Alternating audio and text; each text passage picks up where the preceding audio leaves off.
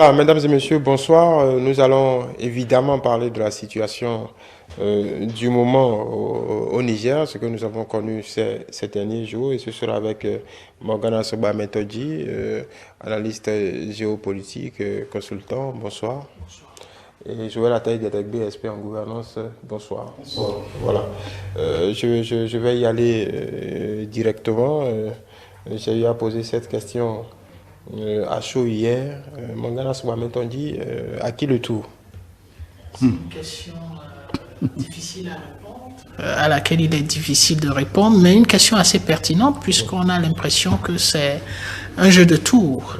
Et si on suit la logique, on a pratiquement tout le Sahel déjà qui est secoué par cette nouvelle dynamique.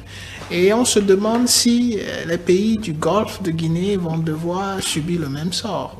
Et la question est assez pertinente parce que on parle de l'Afrique de l'Ouest a priori, et quand on regarde les pays du Golfe, surtout ceux qui sont côtiers, on voit la Côte d'Ivoire, on voit le Ghana, on voit Togo, on voit le Bénin, on voit le Nigeria. Donc, ce sont des pays quand même qui ont une pratique démocratique assez solide si on regarde les dernières années, et on se demande est-ce que cette sorte de pandémie ou d'épidémie de leadership pourrait s'étendre à ces pays-là, d'où certainement la nécessité pour les pays membres, les autres pays membres de la CEDEAO, de trouver une solution, une approche qui pourrait empêcher à ce que cela ne tombe au niveau du Golfe de Guinée. Voilà, je vais la taille des pour le coup, l'impression que ça donne depuis hier, on peut parler du cas Guinée, on peut parler du cas Mali, ainsi de suite, mais on a du mal, il y a quand même malaise, on a du mal à trouver valablement une raison qui puisse, c'est sûr qu'il y a toujours des raisons pour faire un coup d'État, mais les raisons avancées, à la limite, on pouvait écrire le communiqué des putschistes, parce qu'on connaît la chanson par cœur. C'est une offre d'emploi. C'est une offre d'emploi. Mais bon, toujours est-il que peut-être que est-ce une illusion d'optique, ça ne convainc pas. Je suis de votre avis que c'est un peu court comme argument. Je n'ai pas envie de parler d'argutie, mais c'est léger. Et on sent même qu'il n'y a quasiment pas de programme derrière. Ça ressemble beaucoup plus à un accident de parcours plutôt qu'à quelque chose qui a été prémédité. On voit les différentes phases par lesquelles le coup a été progressivement rendu effectif. Je crois qu'au fond, c'est parti d'une espèce de mutinerie. Un mouvement d'humeur. Un mouvement d'humeur, voilà, comme il peut en arriver quelquefois, malgré l'ordre républicain qui suppose que le militaire se soumet au pouvoir civil, surtout à un pouvoir légitime. Et donc on ne s'explique pas, mais on devrait pouvoir accéder aux causes profondes. Et je pense que ces causes-là ne sont pas loin d'intérêts corporatistes, d'intérêts relativement personnels. Et moi, toute proportion gardée, en dehors du contexte du terrorisme aujourd'hui, qui est évident, qui fait presque... qui donne l'impression d'un effet domino avec le Mali, le Burkina à tout le moins. La Guinée, non. La Guinée, c'est une autre problématique, c'est le troisième mandat. Et le Niger est déjà passé par le refus du troisième mandat, coup d'État militaire. Donc là, on est au début d'un mandat avec, en réalité, un commandant de la garde présidentielle qui s'est enraciné, probablement qui a pris de mauvaises habitudes ou bien qui s'est cru incontournable. Il a aidé à déjouer 2 coups d'État par le passé. Un, juste à 2 jours de la passation de charge entre le président Issifou et son successeur, qui est du même parti. Et puis en mars dernier, il en a déjoué un. Peut-être que ça donne des idées. Et ça, c'est la version préméditée. Mais si, par extraordinaire, il s'est senti si indispensable, si incontournable, qu'il n'a pas pu accepter l'idée d'être déplacé ou d'être muté, oui, malheureusement, ce genre de choses arrive très vite. Et par le passé, nous en avons eu le cas en Mauritanie avec le général Abdelaziz, qui, pour un oui ou un non, a balayé un pouvoir civil fraîchement élu. Et c'est malheureusement là que, dans la gestion des collaborateurs militaires ou bien de la hiérarchie militaire, mais voire parfois de la base. Il faut réellement avoir du tact. Il est étonnant que M. Bazoum, qui a fait des efforts pour être au contact de la troupe qui était sur le terrain, il est étonnant qu'il n'ait pas su réellement gérer tout ça. Il avait en plus, théoriquement, le soutien et le parrainage de son prédécesseur, le président Issifou. Donc, qu'est-ce qui n'a pas fonctionné? Est-ce qu'il est devenu trop menaçant par rapport aux intérêts des hauts gradés? Et est-ce qu'il y a eu divergence sur la stratégie de la lutte antiterroriste? Je plaide pour un mélange des deux causes, avec la garde présidentielle, de toute évidence, et des questions personnelles, et avec le reste de l'armée, notamment le chef d'état-major. Je crois qu'il y a eu une divergence sur le chef d'état-major précédent, parce que lui, il s'est permis d'aller prendre langue avec ses collaborateurs, ses homologues du Mali, pour obtenir le droit de poursuite pour l'armée nigérienne. Et même dans ce cas de figure, on a vu la France se mêler aux troupes nigériennes pour poursuivre. Je ne sache pas qu'ils soient rentrés, que les Français soient rentrés sur le territoire malien, mais ça n'a pas pu être non plus bien vu du côté du Mali. Mais il est nécessaire pour l'efficacité de la lutte antiterroriste que le droit de poursuite soit une chose acquise de part et d'autre, quoi. Sinon, les gens n'auront qu'à tourner autour des frontières sans qu'on puisse leur mettre la main là-dessus. C'est dommage que par une péripétie de ce type-là, on fasse voler en éclat la légitimité du suffrage universel, mais bon, c'est la vie de nos États, c'est la preuve que nos institutions manquent encore de solidité. Voilà, on sent bien que déjà ça a commencé, dans quelques heures, dans quelques jours, ce sera la faute à la CEDEAO. La CEDEAO ne peut pas faire ci, la CEDEAO ne peut pas faire ça, alors qu'on peut dire au minimum que la CEDEAO n'a rien à voir avec ce qui se passe, mais évidemment, elle sera pointée du doigt, on dira non, CEDEAO impuissante, CEDEAO aussi, et c'est ça. Comment vous voyez la suite? D'autant plus que le président Tinubu a mis, en tout cas, a admonesté quelques avertissements il y a quelque temps. On va dire ça, c'est une sorte de travaux pratiques.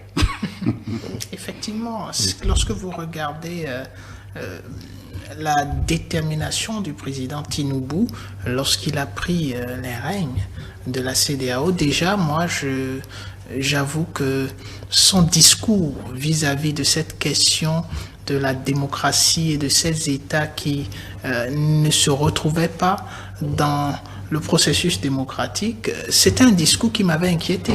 Parce que je me suis dit, est-ce que la méthodologie vis-à-vis de ces dirigeants-là, c'est une sorte de confrontation apparente ou c'est une façon de les accompagner dans la transition? Parce que qu'on le veuille ou non, en dehors de ce cas du Niger, où la spontanéité des populations, je ne vais pas dire le peuple parce que c'est assez polémique, la spontanéité d'une partie de la population à pouvoir soutenir le putsch n'est pas forcément arrivé au Niger, c'est bien plus tard. Et ça donne quand même l'impression d'une incitation. Oui, on a incité... D'ailleurs, contrairement aux autres coups d'État, on a vu quand même une population sortir le jour même pour être contre le coup d'État, qui sentait que quelque chose se passait, mais ils sont sortis pour dire qu'ils s'opposent au coup d'État. En dehors de ce cas, les autres, pratiquement, ont d'une façon ou d'une autre l'ascension de la population. Et donc, il s'agirait normalement pour la CEDEAO d'accompagner la transition au niveau de ces États plutôt que de vouloir faire la promotion d'une démocratie qui, d'une façon ou d'une autre, du moins subit l'absence de l'élément capital. Parce que l'élément capital de la démocratie, c'est bel et bien le peuple, qui est un élément à polémique, qu'il est difficile de mettre la main dessus. Ce qu'on qualifie de peuple en général, c'est ce qui a une certaine influence dans l'animation même de la société. Et donc ici, la démocratie revenant au peuple signifie qu'à chaque peuple sa démocratie. Donc, même si certains gouvernements sont des gouvernements de transition, une fois qu'il y a une sorte d'ascension ou de consentiment de la population, ne serait-ce qu'une frange, on devrait remettre en cause l'accompagnement au lieu de chercher à une confrontation. Mais dans ce cas... On peut dire qu'il y a le président Tinubu avec la mise en place de la Troïka. De la Troïka va dans ce sens, l'accompagnement. On va remuer le couteau dans la plaie parce que c'est Troïka plus 1. Le président Troïka plus 1, exactement. On parlait d'accompagnement et notre président était en charge de prendre langue avec. Là maintenant, c'est le cas. On voulait donner l'impression qu'on veut parler d'accompagnement, mais on a fait un discours qui parle d'intolérance et un discours qui a nommé les différents pays. Le discours a cité le Mali, le discours a cité le Burkina Faso et le discours a cité la Guinée, qu'il fallait que ces gouvernements-là reviennent dans l'ordre rapidement. Le discours est allé plus loin. Le discours parle d'un dispositif armé contre les putschistes et contre le terrorisme, mais surtout contre les putschistes. Oui, donc c'est pourquoi je parle de travaux pratiques. Là, on est dans la situation. Pour voir ce qui va se faire. Le problème, c'est qu'on ne peut pas avoir un dispositif militaire contre les putschistes. C'est vrai que c'est concevable, mais quand vous regardez... Ça ne marchait pas le passé, et même pas seulement contre des putschistes, mais contre la Gambie. Des guérillas. La Gambie, c'était un petit corps expéditionnaire. Ça, c'est plutôt... on a fait la guerre. Il y avait la guerre. C'est pas le même cas pratique. Ici, vous avez des putschistes. Quand vous regardez le cas du Burkina Faso, du Mali, ça va être carrément une guerre contre un pays. Parce que même si dans le pays, il y a une partie qui soutient ceux qui sont à la tête du pays, c'est un problème. Ça crée un autre trouble. Alors, cette idée de vouloir avoir une armée qui irait se mesurer aux putschistes, c'est une idée complexe et difficile à mettre en pratique parce que ça va s'augmenter si on a ce cas d'espèce, parce qu'il y a des supputations qui diraient que peut-être on est en train de préparer une force. Oui, justement, parce que si on s'appesantit sur le communiqué de ralliement de l'état-major nigérien, le dernier paragraphe est assez symptomatique. C'est qu'on dit de façon succincte, n'intervenez pas parce que la vie du président est en jeu et ça empirerait la situation. C'est que quelque part, il y a ça. Il devient comme l'otage. En fait, on est dans une sorte de chantage. N'intervenez pas parce que si vous intervenez, ça pourrait coûter la vie au président Bazoum. Ça veut dire qu'ils sont conscients que cette option est sur la table. Et d'ailleurs, quand on regarde ce que l'intervention du président, notre président de la République à Abuja, cette escale, il a parlé de première option. Première option, c'est de discuter. Donc ça veut dire qu'il y a d'autres options sur la table. Absolument. Ça lui ressemble même à peine, mais c'est un signe d'adaptation. En réalité, le maçon est au pied du mur et donc le principe de réalité va s'imposer aux uns aux autres. Le président Tinubu, il faut comprendre qu'il était sur le registre émotionnel en grande partie. Il ne faut pas oublier que lui, il a une histoire avec les coups d'État, avec le président Moshood Abiola, dont l'élection a été vendangée par les militaires, chose qui l'a poussé lui particulièrement à s'exiler, entre autres. Donc il y a une forme de traumatisme qu'il faut aujourd'hui guérir. Ce discours n'est pas adapté, on vient de le voir, lui-même a commencé à mettre de l'eau dans son vin, non seulement à partir de la Troïka, et donc juste avant le coup d'État, le principe de réalité commençait à s'imposer. Une armée pour lutter contre les coups d'État, c'est pas du tout réaliste. L'armée, la force en attente de la CEDEAO n'a jamais fonctionné. Quand on a essayé de la déployer, de la mettre en œuvre par rapport au coup d'État de 2012 contre le général ATT, donc le coup d'État du capitaine Sanogo et compagnie, on a vu que ça a fait long feu. Et donc la CEDEAO est très loin d'être outil. Une force en attente, c'est même pas une force constituée. Bon, peut-être qu'en réalité, si le Nigeria en parle, ce n'est qu'une force nigériane, comme les Comores. Oui, mais les Comores, ça a commencé à dater. Et le Nigeria, si on parle, peut-être que le Nigeria pas forcément que les autres pays. Non, si le Nigeria même a eu du mal à éradiquer Boko Haram chez lui, malgré sa puissance et autres, et qu'il lui a fallu accepter le droit de poursuite même du Cameroun et voisin plutôt belligérant ou hostile. s'il a accepté, à la limite, que l'armée tchadienne fasse le travail à la place de... Enfin, n'ayons pas peur des mots, ce fut pratiquement ça. Oui. Et même l'armée béninoise y a envoyé quelques éléments. On ne le dit pas assez. À la seule différence que là, les ennemis sont identifiables. On connaît le général Tchani ou Tchani, on les connaît. Qu'on ne voit pas. Oui, on le connaît, il est même dans l'ombre à qui profite le crime, dirait-on. Non, c'est clair que la situation est complexe et que je suis d'accord avec vous quand vous dites que aller dans ce sens-là, c'est déclarer la guerre à un pays aujourd'hui. Mais au-delà, le problème reste entier. Là, non, ça va être un minimum. La situation du Niger, on ne peut plus effrayante. C'est-à-dire que ce qui s'est passé il y a quelques jours, c'est bon. Disons, ça peut être une raison fortuite. Demain, si M. Ataï Gadegbe était colonel de l'armée, il suffirait d'avoir la force avec lui et de renverser simplement. C'est comme ça, de prendre le contrôle des médias. Non, c'est pas aussi simple. Il y a quelques causes. Il y a parfois des malaises qui sont maltraités, malheureusement. Et là, parfois, il suffit de peu pour... Parce que quand vous avez un chef d'état-major avec lequel vous n'êtes pas d'accord sur la stratégie de la guerre, et là, il y a un problème. Et donc, M. Bazoum, c'est vrai, il a la légitimité et l'armée lui doit obéissance. Mais voilà qu'il ne peut même pas compter sur la hiérarchie. Et donc, il faut au moins pouvoir se revendiquer de ça pour en imposer. Et donc, il y a eu erreur de casting de sa part, il y a eu manque d'effectivité de son pouvoir. La légitimité d'un pouvoir aussi, c'est l'aptitude à se faire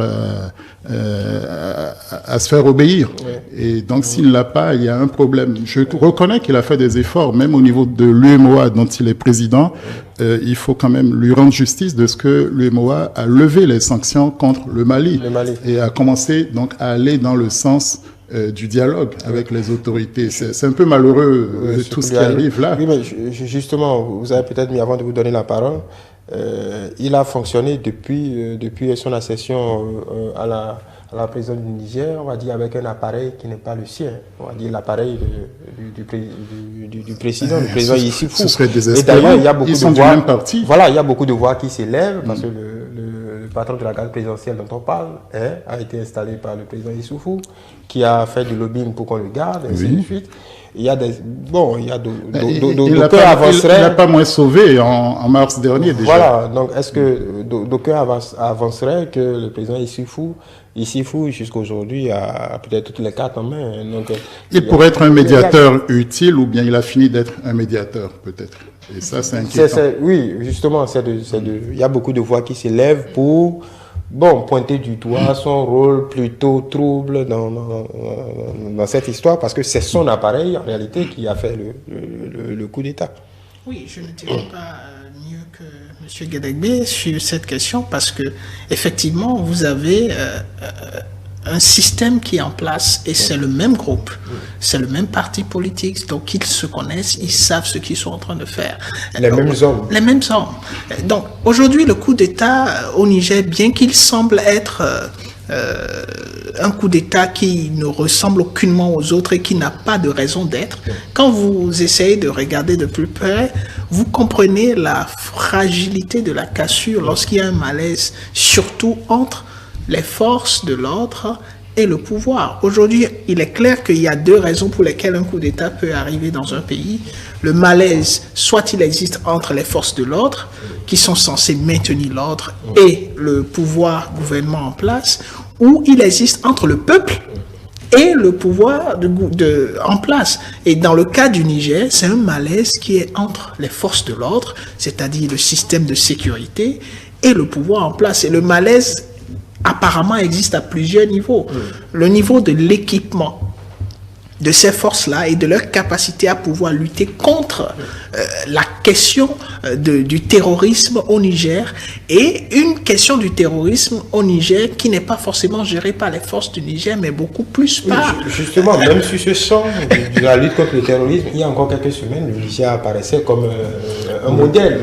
Et même les généraux dont on parle, disons, il y a beaucoup de vidéos, de prises de parole sur lesquelles ils vantaient cette très bonne collaboration de leurs troupes avec les troupes étrangères. Donc du jour au lendemain, ils ne peuvent pas dire le contraire. Y compris de dialogue avec les communautés. Exactement. La difficulté. Ils étaient même précurseurs dans la discussion avec les groupes terroristes et ainsi de suite. Donc aujourd'hui, il s'est avéré que le président lui-même a, à un moment donné, fait paraître l'idée selon laquelle les troupes nigériennes n'étaient pas forcément à mesure sans la collaboration, elles n'étaient pas en mesure de résister face à la menace terroriste.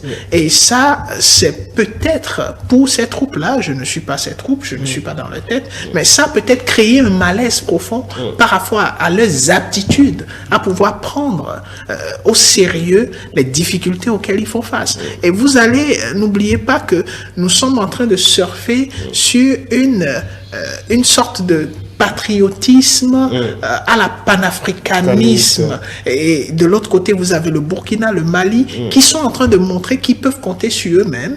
Et à côté, vous avez le Niger, dont le chef d'État... Et quand vous regardez quand même ce qui se passe là tout de suite, vous l'avez souligné, on nous a fait... on a orchestré une population qui est pour le putsch, mais on voit des drapeaux encore qui sont en train de flotter. Donc, la géopolitique... Ce folklore-là deviendrait inévitable, qu'il soit commandité ou pas. Il y a des demandes dans ce sens. Qui sont il y a un contexte dont on ne peut pas faire abstraction. Voilà, on est pris quelque peu par le temps. On va s'en arrêter là pour aujourd'hui. On est très rapidement. Juste ajouter que malgré tout, il est possible qu'il y ait une divergence sur la conduite de la lutte et que, chemin faisant, les armées aussi nous indiquent qu'elles veulent avoir leur mot à dire. Et petit clin d'œil à notre histoire au Bénin, on est à la veille de l'indépendance, nous n'avons pas moins connu ce genre de putsch. Le putsch qui a fait partir le président Zissou en 69 est parti d'une divergence avec ceux qui l'ont mis au pouvoir, le colonel Condé. Il a suffi d'une nuit pour concevoir un putsch. Et il était facilité parfois à en finir avec un pouvoir légitime, que ça peut faire froid dans le dos, mais gageons qu'on tire les leçons de tout ça un peu partout. On verra bien comment la situation va évoluer du côté du Niger. Mesdames et messieurs, on se donne rendez-vous la semaine prochaine pour d'autres développements et peut-être on reviendra sur cette situation, disons, qui a cours en République du Niger depuis 2 ou 3 jours.